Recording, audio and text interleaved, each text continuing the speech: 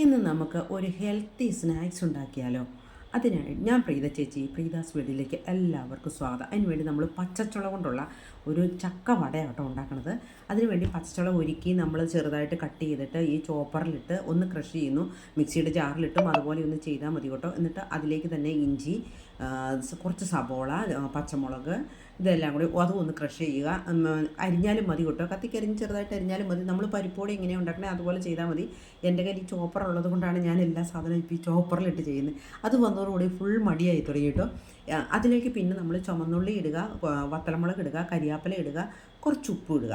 എന്നിട്ട് നമ്മളിത് അടുത്ത സാധനം ഇതിലോട്ട് എന്താ ചെയ്യേണ്ടതെന്ന് വെച്ചാൽ നമ്മൾ കടലമാവാണ് ഇതിനെടുക്കുന്നത് കേട്ടോ. ചക്കവടയ്ക്ക് ചേർക്കേണ്ട സാധനം എന്ന് പറഞ്ഞാൽ കടലമാവാണ്. നമ്മൾ ഇതിനകത്തോട്ട് ഒരു മുക്കാൽ കപ്പ് കടലമാവ് എടുക്കുക. അതിലേക്ക് നമ്മൾ ഒരു അതിൻ്റെ ബാക്കി ഭാഗം ഉണ്ടല്ലോ ഇതിനകത്ത് കാണുന്ന പോലെ, ബാക്കി ആ കപ്പ് നിറയ്ക്കാൻ പാകത്തിനുള്ള മൈദയും കൂടി ഇടുക. എന്നിട്ട് ഇത് അതിനകത്തോട്ടിട്ട് ഒന്ന് മിക്സ് ചെയ്യുക. എന്നുവെച്ചാൽ കാരണം ഇതിന് വെള്ളമൊന്നും ചേർക്കരുത് കേട്ടോ. നിങ്ങൾ കുഴയ്ക്കാൻ നേരത്ത് ഇതിങ്ങനെ പയ്യെ ഒന്ന് തിരുമ്മി കഴിയുമ്പം അത് നന്നായിട്ട് വരും. എന്ന് പറഞ്ഞാൽ ഇനി എന്താണെന്ന് വെച്ചാൽ നമ്മൾ പരിപ്പോടെ എങ്ങനെയാണോ നമ്മൾ ഉണ്ടാക്കണേ അതേപോലെ ഉണ്ടാക്കിയാൽ മതി. അപ്പോൾ വീഡിയോ കാണുക. ഞാൻ നിങ്ങളോടൊരു ചോദ്യം ചോദിക്കട്ടെ.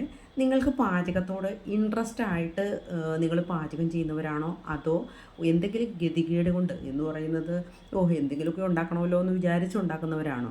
എങ്കിൽ നിങ്ങൾ ഇൻട്രസ്റ്റ് ആയിട്ട് ഉണ്ടാക്കുന്നവരാണ് എങ്കിൽ നിങ്ങൾ ശരിക്കും മഹാലക്ഷ്മിക്ക് തുല്യമായിരിക്കും കേട്ടോ. കാരണം വെച്ചാൽ എല്ലാ കഴിവുകളും ഈ ഒരു പാചകത്തെ ഇഷ്ടപ്പെടുന്നവർക്കുണ്ടാവും. കാരണം ക്ഷമയുണ്ടാവും, നല്ല ആരോഗ്യമുള്ളൊരു കുടുംബമായിരിക്കും നിങ്ങൾക്കുണ്ടാവുക. കാരണം വെച്ചാൽ നമ്മൾ പുറത്തുനിന്നല്ല വാങ്ങുന്നത്. നല്ല ഹെൽത്തി ഫുഡ് നമ്മുടെ കുടുംബത്തിൽ കൊടുത്താൽ നമുക്ക് എന്നും മനസ്സമാധാനവും ഉണ്ടാകും, ആരോഗ്യവും ഉണ്ടാകും, എല്ലാം കിട്ടും.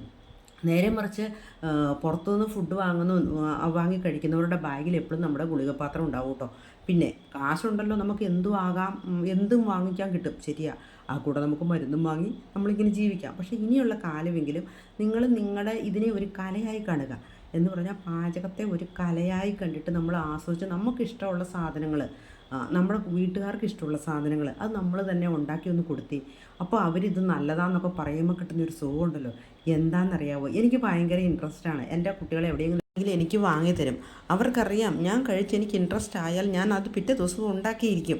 എങ്ങനെയെങ്കിലും ട്രൈ ചെയ്യുമെന്നറിയാം. അതുകൊണ്ട് പുറത്ത് പോയി ഫുഡ് കഴിക്കാന്നുള്ള ആ പ്രവണത അങ്ങ് കുറഞ്ഞു കിട്ടും. അപ്പോൾ കുട്ടികളല്ല, വീട്ടിലെ ഉള്ളവരുടെ ആരോഗ്യവും സംരക്ഷിക്കും, ക്യാഷ് സംരക്ഷിക്കാൻ നമുക്ക് പറ്റും കേട്ടോ.